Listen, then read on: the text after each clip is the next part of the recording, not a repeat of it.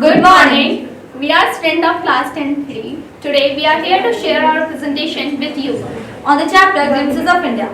I am Namita Tiwari and I am here to share my point of view on the Glimpses of India, first part, A Baker from Goa.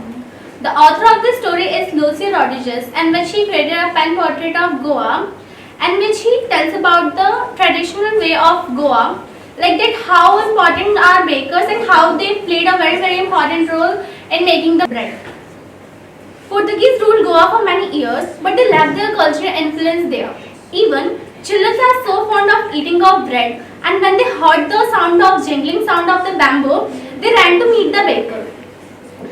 The baker used to be their friend and companion as well, and guide too. Whenever children heard the movement of the jingling sound, they came to them and ran to get the bread, because it was a special type of bread as it was too sweet. And yes, it is important that the bakers, the eaters of loaves might have died, but the makers are still there. Even the furnaces that make these breads has not yet been extinguished. Baker remembers his childhood in Goa, and the narrator recalls his childhood in Goa and wrote in this chapter. The jhang jhang sound of the baker, which he produced by the special type of bamboo, which also helped children to wake up early in the morning. Those days, the baker had a peculiar dress which was called kabai. It was just a type of frock which was too long. Whenever bakers came, the children ran the movement. Bakers in Goa are known as patter. The loaves of might have died, but the eaters are still there. Bakers remember his lifestyle and childhood in Goa. The author also tells about the excitement after getting the special bread, that whenever the children get the bread, they don't even care to brush their teeth or wash their mouth properly. They said a phrase that why should we brush our teeth as it is not compulsory. Even whenever the tiger goes to hunt the animal, even it doesn't brush his teeth or wash their mouth properly. And Hoover took the trouble of plucking the mango leaf and converting it into toothbrush. So it was so trouble for children, like so excitement. So in excitement they don't even think to brush their teeth, and they said that no, we don't like to brush our teeth as it is too sweet and we are so elastic, which would take a wait for a long time, and a hot cup of tea would be enough for them. And the chapter also deals that the baker also played a very important role, like marriage gifts are incomplete or any party or fest is incomplete without the presence of bread. Thank you. I am Anshika Agarwal, student of class 10. Today I am going to tell you about a part of the lesson Glimpses of India, that is Kurk. The author of the lesson Kurk is Mr. Lokesh Abrol. He was a consultant and he initiated and established Gurgaon's first multi-speciality hospital and emergency team in private sector in 1991. The theme of the lesson is that this lesson gives us a beautiful inside view of the smallest district of Karnataka and its people. This place has amazing weather throughout the year with some rains in monsoon season.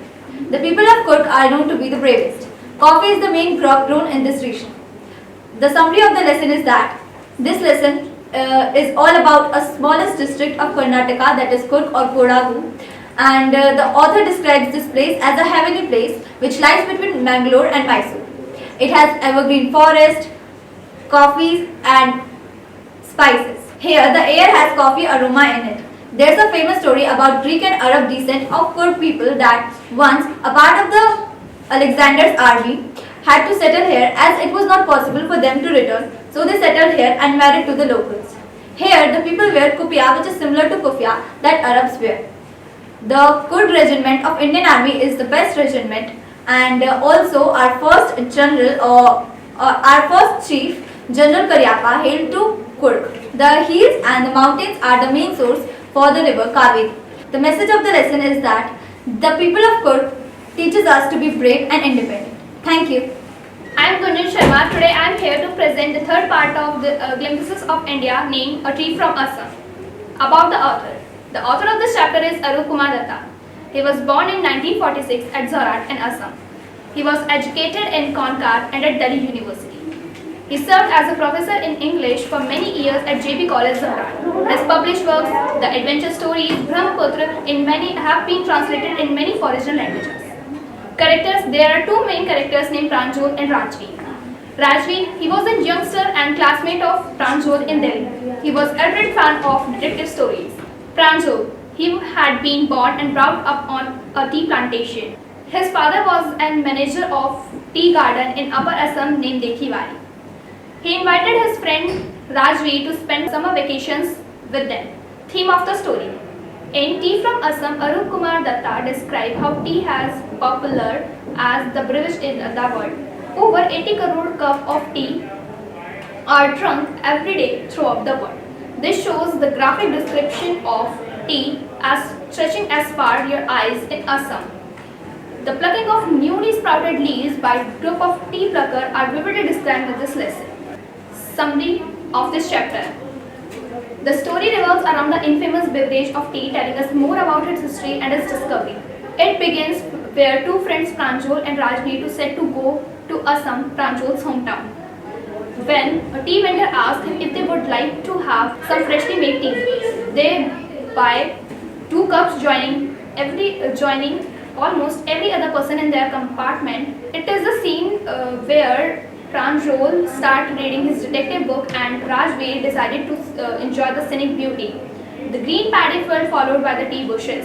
Rajvi excited to see such a large plantation of tea, but Pranjot did not able to match the same level because he was born and brought up in Assam, famously known as tea country. Before going Pranjot's hometown Assam, Rajvi did a lot of study about how tea is discovered. It is around 2700 BC. It describes two numerous stories about how tea was discovered. First is Chinese emperor and second about Buddhist monk. The former liked the taste and why it is used to get rid of sleep. It is firstly consumed in China and reached Europe in 16th century. It is famously used in India in nowadays. Thank you.